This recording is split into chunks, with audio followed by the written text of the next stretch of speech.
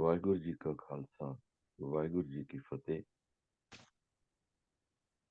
ਆਸ ਕਰਦੇ ਹਾਂ ਜੀ ਸਾਰੇ ਠੀਕ ਠਾਕ ਹੋਣਗੇ। ਗੌੜੀ ਸੁਖਮਨੀ ਮਹੱਲਾ ਪੰਜਵਾਂ ਬਾਣੀ ਦੀ ਚੱਲ ਰਹੀ ਵਿਚਾਰ ਦੇ ਵਿੱਚ ਆਪਾਂ 18ਵੀਂ ਅਸ਼ਟਪਦੀ ਛੋਈ ਸੀ ਪਿਛਲੇ ਹਫਤੇ, ਤੇ ਉਹਦੇ 4 ਪਦੇ ਆਪਾਂ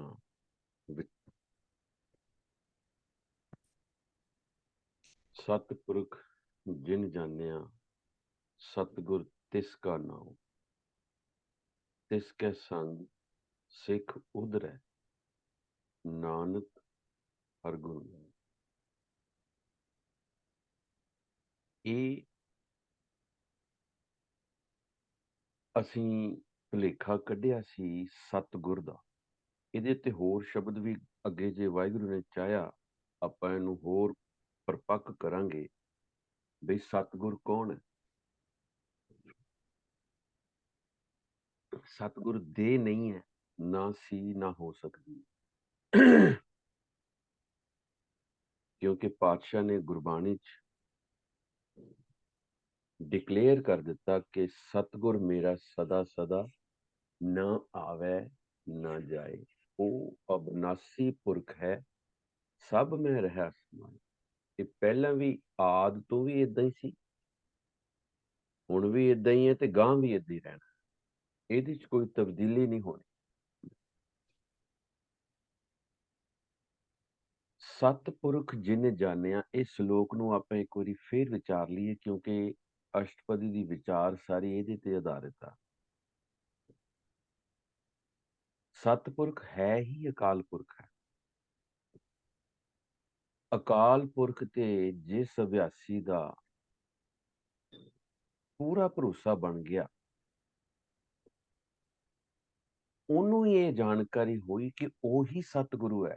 ਸਤਿਪੁਰਖ ਜਿਨ ਜਾਣਿਆ, ਉਹਨੂੰ ਇਹ ਪਤਾ ਲੱਗਿਆ ਕਿ ਉਹੀ ਸਤਿਗੁਰ ਹੈ, ਉਹਦਾ ਹੀ ਨਾਂ ਸਤਿਗੁਰ ਹੈ, ਉਸੇ ਦਾ ਹੀ ਨਾਮ ਸਤ। 1406 ਸਫੇ ਤੇ ਇੱਕ ਤੁਕ ਹੈ ਸਾਡੇ ਕੋਲ, ਤਾਂ ਇਹ ਤੁਕ ਵੀ ਵਿਚਾਰੀ ਹੈ। ਸਤਿਗੁਰ ਮੇਰਾ ਸਦਾ ਸਦਾ ਨਾ ਆਵੇ ਨਾ ਜਾਏ, ਉਹ ਅਬਨਾਸੀ ਪੁਰਖ ਹੈ, ਸਭ ਮੈਂ ਰਹਾ ਸਮਾਏ। ਤੂੰ ਸਤਿਗੁਰ ਚੌਂ ਜੁਗੀ ਆਪੇ ਆਪ ਪਰਮੇਸ਼ਰ। ਤੂੰ ਸਤਿਗੁਰ ਚੌਂ ਜੁਗੀ ਆਪੇ ਆਪ ਪਰਮੇਸ਼ਰ। ਹੋਰ ਕੋਈ ਦੇਹ ਸਤਿਗੁਰ ਨਹੀਂ ਹੈ।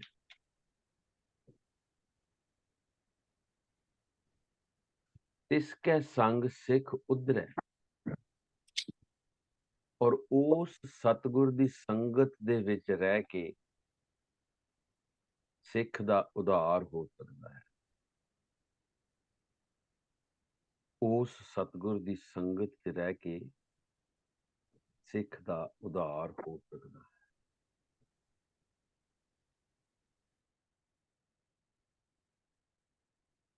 ਭਗਤਾਂ ਦਾ ਉਧਾਰ ਉਸ ਸਮੇਂ ਹੋਇਆ ਜਦੋਂ ਉਹ ਬੰਦਗੀ ਕਰਕੇ ਕਰਮਖੰਡ ਤੱਕ ਪਹੁੰਚੇ, ਔਰ ਕਰਮਖੰਡ ਦੇ ਵਿੱਚ ਹੀ ਅਕਾਲ ਪੁਰਖ ਦਾ ਸੰਗ ਹੈ, ਸਤਿਗੁਰ ਦਾ ਦਰਸ਼ਨ ਹੈ। ਉਹ ਇੱਕ ਅਵਸਥਾ ਹੈ। ਸੋ ਆਓ ਆਪਾਂ ਪੰਜਵੇਂ ਪਦੇ ਤੋਂ ਸਟਾਰਟ ਕਰੀਏ। ਜਿਹਬਾ ਏਕ ਉਸਤਤ ਅਨੇਕ, ਸਤਿਪੁਰਖ ਪੂਰਨ ਵਿਵੇਕ। ਬੜਾ ਸਿੰਪਲ ਵੇ ਦੇ ਨਾਲ ਆਪਾਂ ਇਹਨੂੰ ਲੈ ਕੇ ਚੱਲਣਾ। ਬੰਦੇ ਦੀ ਰਸਨਾ ਇੱਕ ਹੈ, ਤੇ ਕਰਤੇ ਪੁਰਖ ਦੀ ਸਿਫਤੋ ਸਲਾਹ ਦੀ ਕੋਈ ਹੱਦ ਨਹੀਂ। ਹੋ ਹੀ ਨਹੀਂ ਸਕਦੀ। ਤਾਂ ਹੀ ਉਹਨੂੰ ਅਦ੍ਰਿਸ਼ਟ, ਅਗੋਚਰ, ਕਈ ਇਸ ਤਰ੍ਹਾਂ ਦੇ ਨਾਮ ਦਿੱਤੇ ਨੇ। ਅਨਹਦ, ਅਨਹਤ, ਇਹ ਸਾਰੀਆਂ ਸਾਰੀ ਗਿਆਨ ਨੂੰ ਧਿਆਨ 'ਚ ਰੱਖ ਕੇ ਗਿਆਨ ਦੀ ਵਿਚਾਰ ਕਰਨੀ ਪਈ। ਆਪਾਂ ਪਿੱਛੇ ਇਹ ਰਿਕਾਰਡਿੰਗਸ ਦੇ ਵਿੱਚ 2, 3, 4 ਸਾਲ ਤੋਂ ਇਹ ਸਾਰਾ ਕੁਛ ਕਲੀਅਰ ਕਰਦੇ ਆ ਰਹੇ ਹਾਂ। ਕਈ ਵਾਰੀ ਸੰਗਤ ਦੇ ਮੈਂਬਰ ਫੋਨ ਵੀ ਕਰਦੇ ਆ, ਉਹਨਾਂ ਨੂੰ ਫਿਰ ਗੱਲ ਕਲੀਅਰ ਕਰੀਦੀ ਆ ਹੋਰ ਕਿ ਆਹ ਇੱਥੇ ਆਪਾਂ ਏਦਾਂ, ਆਹ ਇੱਥੇ ਏਦਾਂ, ਆਹ ਇੱਥੇ। ਜੇਬਾ ਏਕ ਉਸਤਤ ਅਨੇਕ। ਬੰਦੇ ਦੀ ਰਸਨਾ ਇੱਕ ਹੈ ਤੇ ਪ੍ਰਭੂ ਦੀ ਸਿਫਤੋ ਸਲਾਹ ਦੀ ਕੋਈ ਹੱਦ ਨਹੀਂ। ਸਤ ਪੁਰਖ ਪੂਰਨ ਵਿਵੇਕ। ਸੱਤੇ ਪੁਰਖ, ਸੱਤੇ ਨੂੰ ਸਿਹਾਰੀ ਹੈ। ਅਕਾਲ ਪੁਰਖ ਦੀ ਹੀ ਸਦਾ ਹੋਂਦ ਹੈ ਤੇ ਉਹ ਹੀ ਪੂਰਨ ਹੈ। ਉਹੀ ਅਨੁਭਵੀ ਗਿਆਨ ਦਾ ਦਾਤਾ ਹੈ। ਸਤਪੁਰਖ ਪੂਰਨ ਵਿਵੇਕ। ਵਿਵੇਕ ਜਿਹੜਾ ਹੁੰਦਾ ਹੈ, ਇਹ ਪਿੱਛੇ ਵੀ ਕਲੀਅਰ ਕੀਤਾ ਸੀ, ਜਿਹੜਾ ਗਿਆਨ ਗੁਰਬਾਣੀ ਦੇ ਰਹੀ ਹੈ, ਠੀਕ ਹੈ, ਕੁਝ ਕਿਸੇ ਨੇ ਦੱਸਿਆ ਆਪਾਂ ਉਹ ਗਿਆਨ ਲੈ ਲਿਆ, ਕਿਸੇ ਨੇ ਲਿਖਿਆ ਉਹ ਗਿਆਨ, ਵਿਆਖਿਆ ਕੀਤੀ ਆਪਾਂ ਉਹ ਵਿਆਖਿਆ ਪੜ੍ਹ ਲਈ। ਪਰ ਇਹਨੇ ਵਿਵੇਕ ਕਦੋਂ ਬਣਨਾ ਹੈ? ਜਦੋਂ ਉਸ ਗਿਆਨ ਤੇ ਅਸੀਂ ਅਮਲ ਕਰਨਾ ਸ਼ੁਰੂ ਕਰ ਅਤੇ ਸਾਨੂੰ ਅਨੁਭਵ ਹੋਇਆ। ਅਨੁਭਵ। ਸੋ ਗਿਆਨ ਪਲੱਸ ਅਨੁਭਵ ਇਜ਼ ਇਕੁਅਲ ਟੂ ਵਿਵੇਕ। ਆਪਣਾ ਸਵੈ ਅਨੁਭਵ। ਕਿਸੇ ਨੇ ਕਿਤਾਬਾਂ ਲਿਖਤੀਆਂ, ਕਿਸੇ ਨੇ ਕੋਈ ਗੱਲ ਲਿਖਤੀ, ਅਸੀਂ ਉਹਨੂੰ ਕਿੱਦਾਂ ਮੰਨ ਲਈਏ? ਔਰ ਕਈ ਲਿਖਾਰੀ ਨੇ ਦੁਨੀਆ ਤੇ, ਸਭ ਵੱਖੋ ਵੱਖਰਾ ਚੱਲਦੇ ਆ। ਕੋਈ ਕਹਿੰਦਾ ਇਸ ਤਰ੍ਹਾਂ, ਕੋਈ ਕਹਿੰਦਾ ਇਸ ਤਰ੍ਹਾਂ। ਠੀਕ ਹੈ, ਉਹਨਾਂ ਦੇ ਉੱਤੇ ਅਸੀਂ ਕੋਈ ਵਿਚਾਰ ਨਹੀਂ ਕਰਨੀ।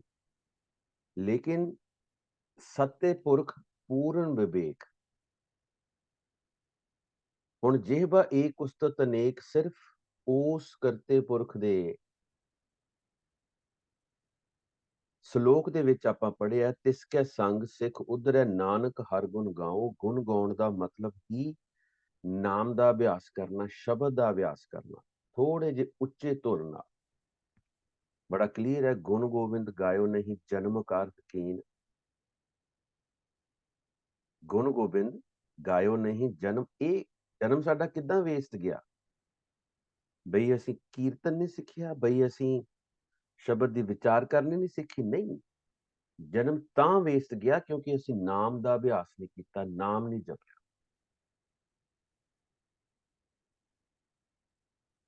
ਤਿਸਕੈ ਸੰਗ ਸਿੱਖ ਉਧਰੈ ਨਾਨਕ ਹਰ ਗੁਣ ਗਾਓ। ਇਸੇ ਤਰੀਕੇ ਦੇ ਨਾਲ ਇੱਥੇ ਸੱਤੇ ਪੁਰਖ ਪੂਰਨ ਵਿਵੇਕ, ਕਿ ਅਕਾਲ ਪੁਰਖ ਦੀ ਹੀ ਸਦਾ ਹੋਂਦ ਹੈ, ਉਹੀ ਸੱਤੇ ਹੈ। ਸੱਤੇ ਕਹਿੰਦੇ ਹੋਂਦ ਨੂੰ। ਅਕਾਲ ਪੁਰਖ ਸਦਾ ਵਾਸਤੇ ਹੈ, ਉਹੀ ਪੂਰਨ ਹੈ, ਉਹੀ ਅਨੁਭਵੀ ਗਿਆਨ ਦਾ ਦਾਤਾ ਹੈ। ਕਾਹੂ ਬੋਲ ਨਾ ਪਹੁੰਚਤ ਪ੍ਰਾਣੀ। ਹੁਣ ਇਹ ਇੱਕ ਇੱਥੇ ਇੱਕ ਥੋੜੀ ਜਿਹੀ ਚੋਭ ਮਾਰ ਰਹੇ ਆ, ਇੱਕ ਤਰਕ ਜਿਹਾ ਕਰ ਰਹੇ ਆ। ਕਾਹੂ ਬੋਲ ਨਾ ਪਹੁੰਚਤ ਪ੍ਰਾਣੀ, ਕਹਿੰਦੇ ਮਨਾ ਰਸਨਾ ਨਾਲ ਜਪ ਕੇ ਉਸ ਪ੍ਰਭੂ ਤੱਕ ਪਹੁੰਚ ਕਿਉਂ ਨਹੀਂ ਕਰਦਾ? ਕਿਆ ਦੇਖੋ ਕਿੰਨੀ ਵੱਡੀ ਗੱਲ ਹੈ। ਕਾਹੂ ਬੋਲ ਨਾ ਪਹੁੰਚਤ ਪ੍ਰਾਣੀ।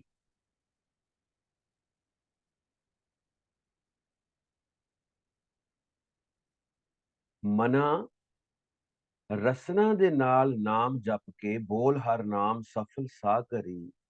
ਨਾਮ ਜਪ ਜਪ ਕੇ ਉਸ ਕਰਤੇ ਪੁਰਖ ਤੱਕ ਤੂੰ ਪਹੁੰਚ ਕਿਉਂ ਨਹੀਂ ਕਰਦਾ? ਅਗਮ ਅਗੋਚਰ ਪ੍ਰਭ ਨਿਰਬਾਨੀ। ਬੇਸ਼ੱਕ ਉਹ ਪ੍ਰਭੂ ਅਗੰਮ ਹੈ, ਅਪਹੁੰਚ ਹੈ, ਅਨਅਪਰੋਚੇਬਲ ਹੈ, ਪਰ ਉਹ ਆਪ ਨਿਰਵਾਣ ਪਦ ਦਾ ਮਾਲਕ ਹੈ। ਉਹ ਆਪ ਹੀ ਨਿਰਵਾਣ ਪਦ ਦਾ ਨਿਰਾਹਾਰ, ਨਿਰਵੈਰ, ਸੁਖਦਾਈ। ਬੇਸ਼ੱਕ ਪ੍ਰਭੂ ਅਗੰਮ ਹੈ, ਅਪਹੁੰਚ ਹੈ, ਅਨਅਪਰੋਚੇਬਲ ਹੈ, ਨਿਰਵਾਣ ਪਦ ਦਾ ਮਾਲਕ ਹੈ, ਤੇ ਨਾਮ ਜਪ ਕੇ ਹੀ ਉਸ ਦੀ ਨੇੜਤਾ ਹਾਸਲ ਕੀਤੀ ਜਾ ਸਕਦੀ ਹੈ। ਨਿਰਾਹਾਰ, ਨਿਰਵੈਰ ਸੁਖਦਾਈ। ਉਹ ਕੋਈ ਆਹਾਰ ਨਹੀਂ ਖਾ ਸਕਦਾ, ਪੰਜ ਉਹਦੇ ਨੇੜੇ ਨਹੀਂ ਹੈ। ਨਿਰਵੈਰ, ਨਿਰਵੈਰ ਦਾ ਮਤਲਬ ਹੈ ਕਿ ਪੰਜ ਵੈਰੀ ਉਹਦੇ ਨੇੜੇ ਨਹੀਂ ਆ। ਉਹ ਤੇ ਇੱਕ ਕੁਆਲਿਟੀ ਹੈ ਕਰਤੇ ਪੁਰਖ ਦੀ ਵੀ, ਉਹ ਨਿਰਵੈਰ ਹੈ। ਲੇਕਿਨ ਹੋਰ ਡੂੰਘਾਈ 'ਚ ਜਦੋਂ ਅਸੀਂ ਜਾਂਦੇ ਹਾਂ, ਇਹ ਹੈ ਕਿ ਉਹ ਪੰਜ ਉਹਦੇ ਨੇੜੇ ਨਹੀਂ ਜਾ ਸਕਦੇ, ਉਹ ਪੰਜਾਂ ਤੋਂ ਮੁਕਤ ਹੈ। ਸੁਖਦਾਈ, ਸਭ ਨੂੰ ਸੁਖ ਦੇਣ ਵਾਲਾ। ਨਾਮ ਜਪ ਕੇ ਹੀ ਉਸ ਦੀ ਨੇੜਤਾ ਹਾਸਲ ਕੀਤੀ ਜਾ ਸਕਦੀ।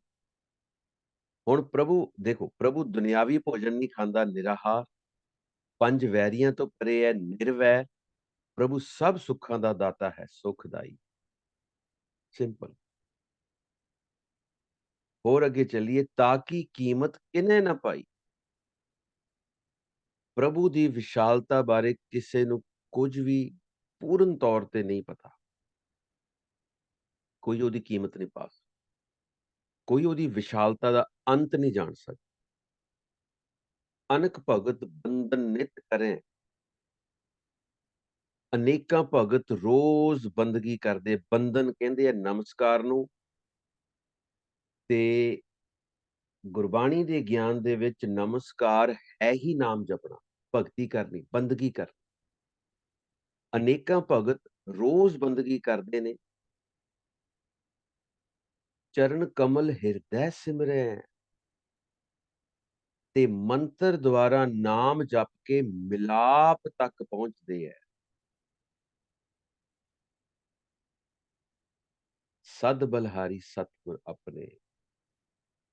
ਉਹ ਸਦਾ ਹੀ ਬੇਨਤੀ ਰੂਪ ਹੋ ਕੇ ਪ੍ਰਭੂ ਦੀ ਬੰਦਗੀ ਕਰੀਏ, ਤਾਂ ਕਿ ਨਾਮ ਸਾਡੇ ਹਿਰਦੇ ਦੇ ਵਿੱਚ ਉਤਰੇ।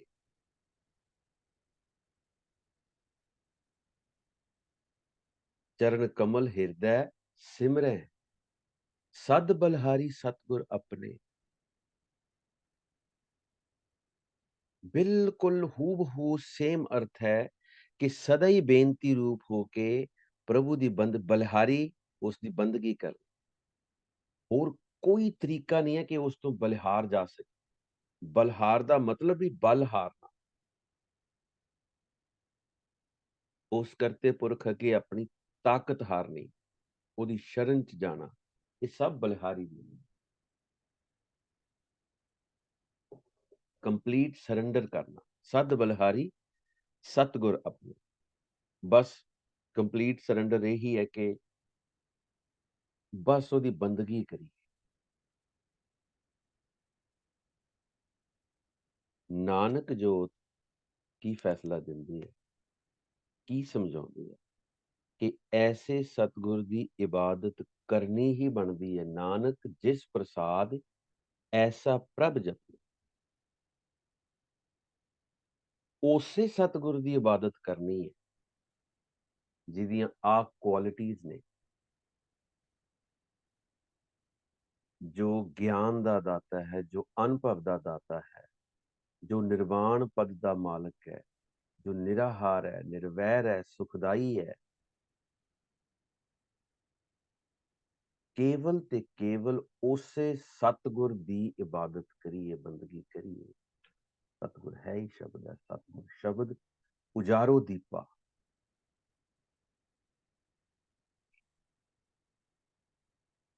ਸਤਿਗੁਰ ਕੋਈ ਦੇਹ ਨਹੀਂ ਹੈ, ਸਤਿਗੁਰ ਕੋਈ ਹੋਰ ਸਤਿਗੁਰ ਨਹੀਂ ਹੈ।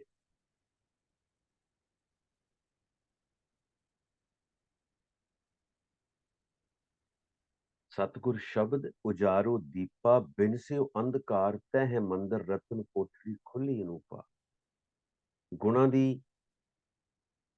ਗੁਣਾਂ ਦੀ ਸੁੰਦਰ ਕੋਠੜੀ ਅੰਦਰ ਖੁੱਲ ਜਾਂਦੀ।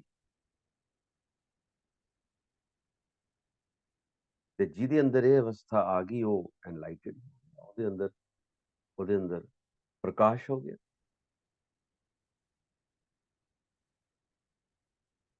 ਸਦ ਬਲਹਾਰੀ ਸਤਿਗੁਰ ਆਪਣੇ, ਨਾਨਕ ਜਿਸ ਪ੍ਰਸਾਦ ਐਸਾ ਪ੍ਰਭ ਜਪੇ। ਇੱਥੇ ਜੀ ਪਹਿਲਾ ਪਦਾ ਸਮਾਪਤ ਹੋ ਗਿਆ। ਸੌਰੀ, पंजवां पदा समाप्त हो गया। आगे चलिए।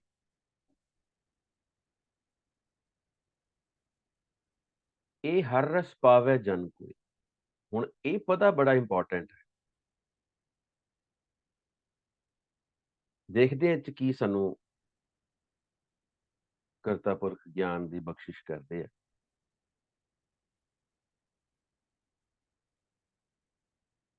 हुण पिछे असी फैसला पढ़ लिया, नानक जोत का फैसला। नानक जिस प्रसाद ऐसा प्रभ जपने। नानक जोत ये कह रहे कि ऐसे सतगुर की बंदगी करनी बनती, जिस दी किरपा नाल असी नाम वाले पासे लगदे हां, उसकी बंदगी वाले पासे लगदे, ਉਹਦੀ किरपा ही है।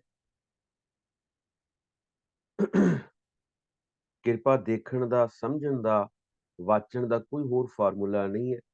एक वारी करते पुरख नूं, करते पुरख 'ਚ ਤੁਸੀਂ ਧਿਆਨ ਜੋੜਿਆ, ਜਦੋਂ ਦੂਜੀ ਵਾਰੀ ਧਿਆਨ ਲੱਗਿਆ ਸਮਝ ਲਓ ਕਿਰਪਾ ਹੈ। ਜਦੋਂ ਦੂਜੀ ਵਾਰੀ ਵਾਹਿਗੁਰੂ, ਵਾਹਿਗੁਰੂ ਉਹ ਨਿਕਲਿਆ, ਸਮਝ ਲਓ ਕਿਰਪਾ ਹੈ। ਇਹ ਭਰੋਸਾ ਰੱਖ ਲਓ, ਇਹ ਕਰ ਲਓ, ਇਹੀ ਰਸਤਾ ਹੈ।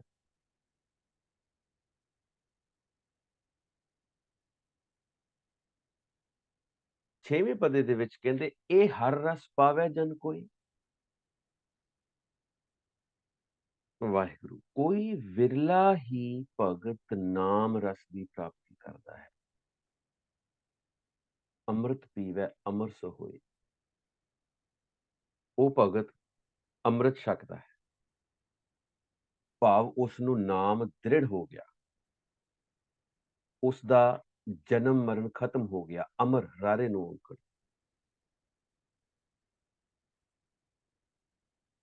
ਇਹ ਕਰਮਖੰਡ ਦੀ ਅਵਸਥਾ ਹੈ। ਕਰਮਖੰਡ ਦੀ ਅਵਸਥਾ ਹਾਸਲ ਕਰਨ ਵਾਲਾ ਕੋਈ ਹੈ, ਕੋਈ ਵਿਰਲਾ,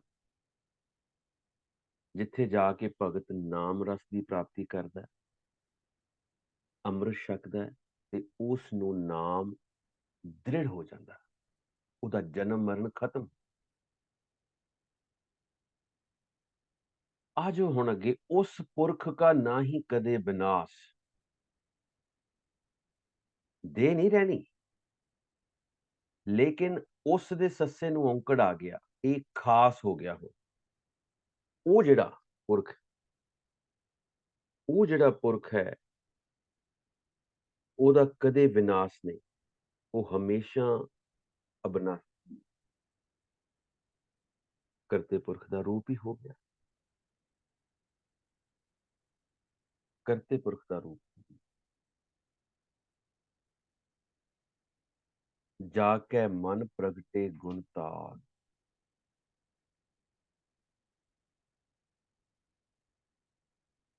ਜਿਸ ਦੇ ਅੰਦਰ ਜੋ ਐਸੇ ਪ੍ਰਭੂ ਦਾ ਜਾਪ ਕਰਦੇ ਆ, ਅਭਿਆਸ ਕਰਦੇ ਆ ਸ਼ਬਦ ਦਾ, ਉਹਨਾਂ ਦੇ ਅੰਦਰ ਕਰਤੇ ਪੁਰਖ ਦਾ, ਪ੍ਰਭੂ ਦਾ ਪ੍ਰਕਾਸ਼ ਹੋ ਜਾਂਦਾ।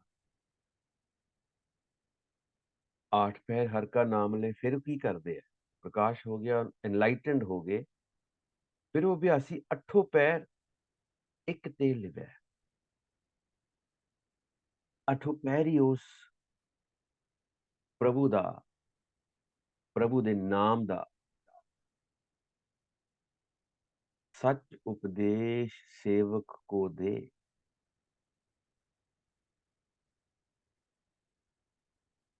इसे करके सत्य उपदेश दीख्या दा मंत्र प्रभु वल्लों दृढ़ हुंदा है। गुरप्रसाद सच उपदेश सेवक को दे। सच है ही नाम है, उपदेश दोने अखर हाईलाइटेड ने, औंकड़ लग्या। वो फिर उस अभ्यासी ਨੂੰ ਉਪਦੇਸ਼ ਮਿਲਦਾ ਹੈ, ਦੀਖਿਆ ਮਿਲਦੀ ਹੈ, ਕਰਤੇ ਪੁਰਖ ਵੱਲੋਂ ਨਾਮ ਦ੍ਰਿੜ ਹੁੰਦਾ ਹੈ।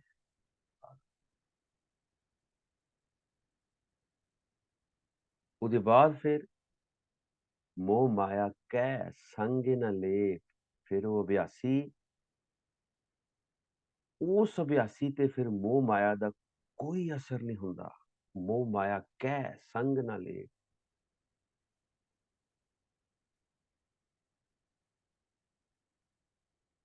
ਉਹ ਡਿਟੈਚ ਹੋ ਜਾਂਦਾ ਟੋਟਲੀ। माया तो, काम क्रोध लोभ मोह अहंकार तो टोटली, मोह माया का कोई असर नहीं। क्यों? किसने ਉਹਨੂੰ ਬਚਾਇਆ ਇਸ ਤੋਂ? ਮਨ ਮੈਂ ਰੱਖੈ ਹਰ ਹਰ ਏਕ। ਕੋਈ ਜਗ੍ਹਾ ਹੀ ਨਹੀਂ ਉਹਦੇ ਅੰਦਰ ਹੋਰ।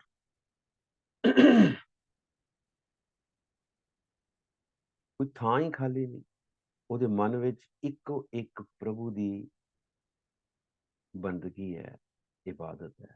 मन में रख है हर एक, एक हाईलाइटेड करता पुरख केवल एक, हर हर रेपिटेशन ऑफ नाम, दो बारी रिपीट है।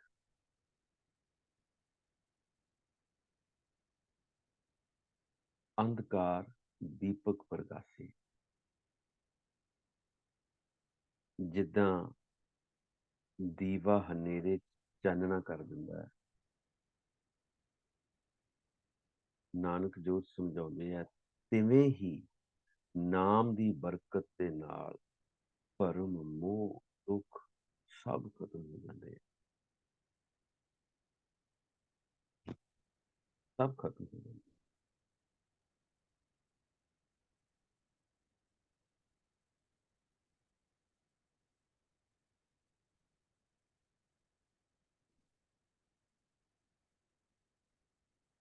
तो नाम का अभ्यास बड़ा जरूरी है, शब्द के उत्ते फोकस बड़ा जरूरी है।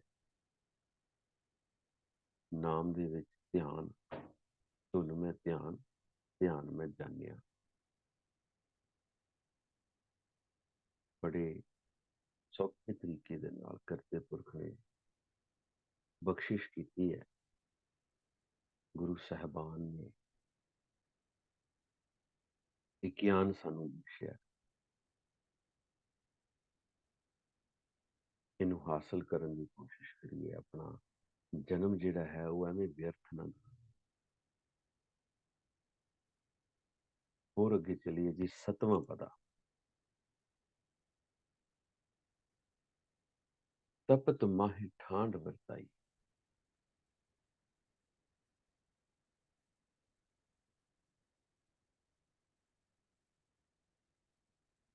प्रभु का नाम माया रूपी अग्नि दे विच ठंड,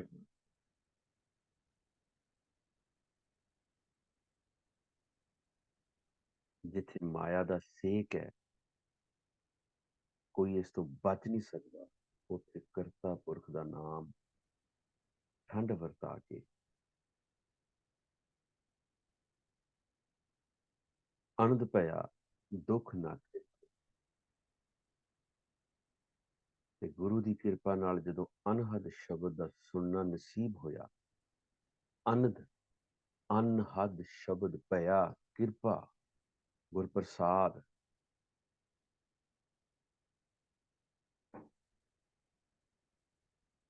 जदों ऐस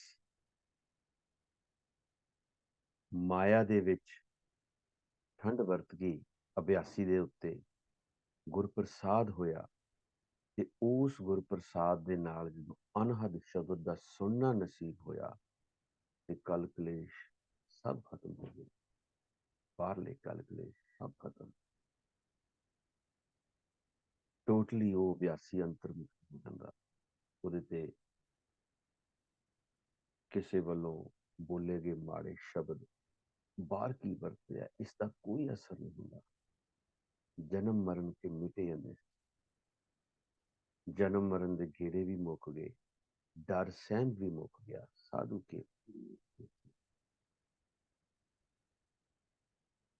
ਪੂਰਨ ਸਤਿਗੁਰੂ ਦੇ ਉਪਦੇਸ਼ ਦੁਆਰਾ, ਪੂਰਨ ਸਤਿਗੁਰੂ ਦੇ ਉਪਦੇਸ਼ ਦੁਆਰਾ ਦੇਖੋ ਜਨਮ ਮਰਨ ਦੇ ਗੇੜੇ ਮੁੱਕ ਗਏ, डर मुक गया, सहम मुक गया, अंदेसे मुक गए। भौ चुका निर्भौ होए बसे,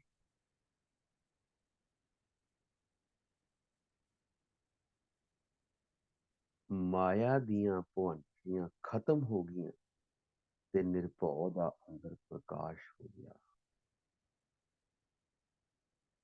साधु के पूर्ण उपदेश से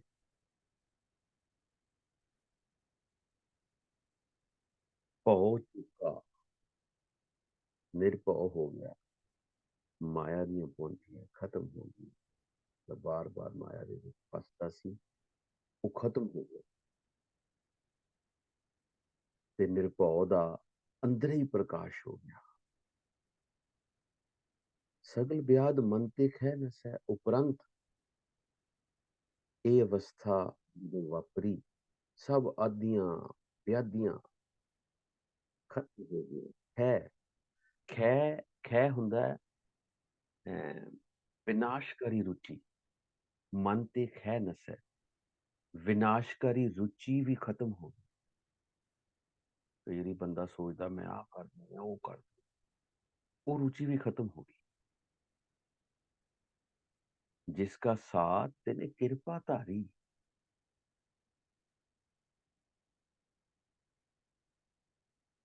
प्रभु ਨੂੰ ਆਪਣਾ ਮੰਨ ਲਿਆ, ਕਿਉਂਕਿ ਹਰ ਜੀਵ ਪ੍ਰਭੂ ਦਾ ਬੱਚਾ ਹੈ। ਇਹ ਸਭ ਉਸ ਦੀ ਕਿਰਪਾ ਸਦਕਾ ਹੀ ਹੋਣਾ ਹੈ। ਜਿਸਕਾ ਸਾਹ, ਜਿਹਦੇ ਅਸੀਂ ਹੈਗੇ ਆ ਅਸਲ ਦੇ ਵਿੱਚ, ਉਹਨੇ ਫਿਰ ਕਿਰਪਾ ਕੀਤੀ, ਉਹਨੇ ਫਿਰ ਗੁਰਪ੍ਰਸਾਦ ਕੀਤਾ। ਸਾਧ ਸੰਗੇ ਜਪ ਨਾਮ ਮੁਰਾਰੀ।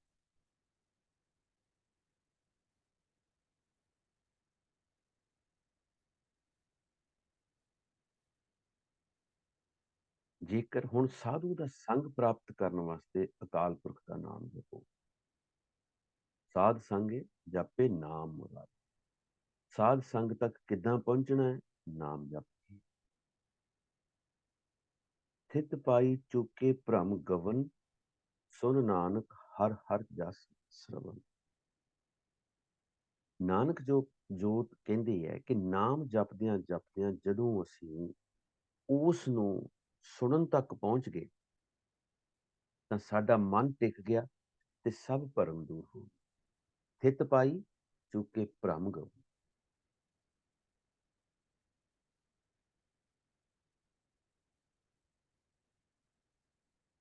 ਇਹ ਸਾਰੀ ਗੱਲ ਹੀ ਮਨ ਦੇ ਟਿਕਾ ਦੀ ਹੈ। ਮਨ ਨੂੰ ਵਿਚਾਰਾਂ ਤੋਂ ਖਤਮ, ਵਿਚਾਰਾਂ ਨੂੰ ਖਤਮ ਕਰਨਾ, ਮਨ ਨੂੰ ਵਿਚਾਰਾਂ ਨਾਲੋਂ ਨਖੇੜਨਾ।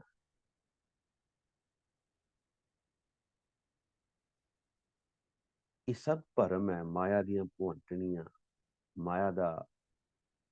ਮਾਇਆ ਦੇ ਸੇਕ ਦੀ ਗੱਲ ਆਈ ਹੈ, ਤਪਸ਼ ਦੀ ਗੱਲ ਆਈ ਹੈ, ਜਨਮ ਮਰਨ ਦੇ ਗੇੜਿਆਂ ਦੀ ਗੱਲ ਆਈ ਹੈ। ਸਗਲ ਵਿਆਦ ਮਨ ਤੇ ਹੈ ਨਸੈ,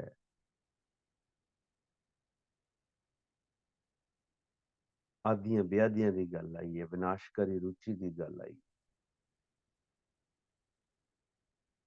ਇਹ ਹੋਣਾ ਕਿੱਦਾਂ?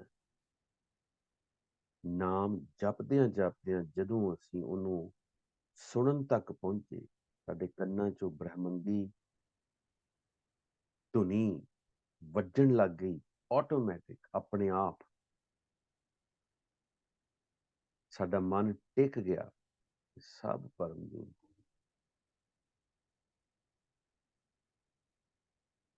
ਹੋਰ ਅੱਗੇ ਚਲੀਏ ਜੀ। ਨਿਰਗੁਣ ਆਪ ਸਰਗੁਣ ਭੀ ਉਹੀ, ਕਲਾ ਧਾਰ ਜਿਨ ਸਗਲੀ ਮੋਹੀ। ਕਰਤਾ ਪੁਰਖ ਪ੍ਰਭੂ ਪਰਮੇਸ਼ਰ ਅਦ੍ਰਿਸ਼ਟ ਰੂਪ ਵਿੱਚ ਵੀ ਹੈ ਤੇ ਜੀਵਾਂ ਵਿੱਚ ਵੀ ਹੈ। ਸਰਗੁਣ ਤੇ ਨਿਰਗੁਣ। ਸਰਗੁਣ ਪਦਾਰਥ ਜੋ ਨਜ਼ਰ ਆ ਰਿਹਾ ਹੈ ਉਹ ਨਾਸ਼ਵੰਤ ਹੈ, ਜੋ ਨਹੀਂ ਦਿਸਦਾ ਉਹੀ ਸੱਤ ਹੈ, ਉਹੀ ਕਰਤਾ ਪੁਰਖ ਹੈ। ਸਰਬ ਕਲਾ ਸਮਰੱਥ ਪ੍ਰਭੂ ਦੇ ਹੁਕਮ ਵਿੱਚ ਹੀ ਸਭ ਜੀਵ ਦੁਨੀਆ ਤੇ ਆਏ ਹਨ। ਆਪਣੇ ਚਰਿਤ ਪ੍ਰਭ ਆਪ ਬਣਾਏ, ਆਪਣੀ ਕੀਮਤ ਆਪੇ ਪਾਏ। ਆਪਣੇ ਕ੍ਰਿਸ਼ਮੇ ਪ੍ਰਭੂ ਆਪ ਹੀ ਕਰਦਾ ਹੈ, ਕਿਉਂਕਿ ਪ੍ਰਭੂ ਸਹਿ ਭੰਗ ਹੈ, ਉਸ ਨੂੰ ਆਪਣੇ ਬਾਰੇ ਆਪ ਹੀ ਪਤਾ ਹੈ। ਹਰ ਬਿਨ ਦੂਜਾ ਨਾ ਹੀ ਕੋਈ, ਸਰਬ ਨਿਰੰਤਰ ਏਕੋ ਸੋਏ। ਪ੍ਰਭੂ ਦਾ ਕੋਈ ਸ਼ਰੀਕ ਨਹੀਂ ਹੈ, ਕੋਈ ਸ਼ਰੀਕ ਨਹੀਂ। ਪ੍ਰਭੂ ਵਰਗੀ ਹੋਰ ਕੋਈ ਹਸਤੀ ਨਹੀਂ ਹੈ। अरबिन दूजा नाही कोई, सर्व निरंतर एको सोई। इको एक प्रभु है जो निरंतर सर्व व्यापक है। ओत पोत रविया रूप रंग। ਉਹ ਪ੍ਰਭੂ ਵੱਖ-ਵੱਖ ਜੀਵਾਂ ਦੇ ਰੂਪਾਂ ਰੰਗਾਂ ਵਿੱਚ ਵਿਰਾਜਮਾਨ।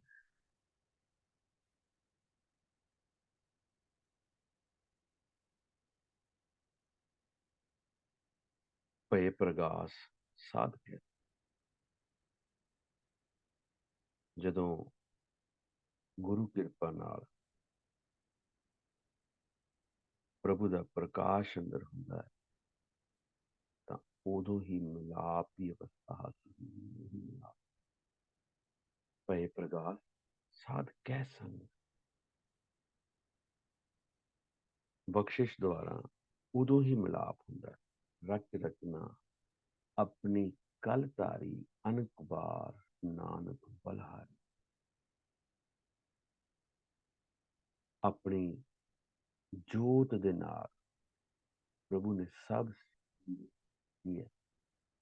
ਨਾਨਕ ਜੋਤ ਇਹ ਫੈਸਲਾ ਦਿੰਦੇ ਹੈ ਕਿ ਆਪਣੀਆਂ ਸਹਿ ਸਿਆਣਪਾਂ ਛੱਡ ਕੇ ਬਾਰੰਬਾਰ ਪ੍ਰਭੂ ਦੀ ਭਗਤੀ ਕਰੋ। ਅਨਕ ਵਾਰ ਲੱਖ ਲੱਖ ਗੇੜਾ ਆਖੀ ਹੈ ਨਾਨਕ ਦੀ।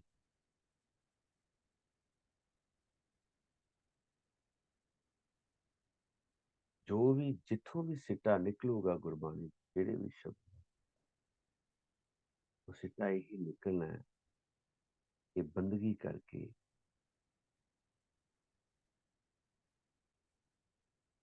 ਆਪਾਂ ਇਹ ਸਭ ਅਵਸਥਾ ਹਾਸਲ, ਉਹਦਾ ਕੋਈ ਹੋਰ ਤਰੀਕਾ ਨਹੀਂ ਹੈ।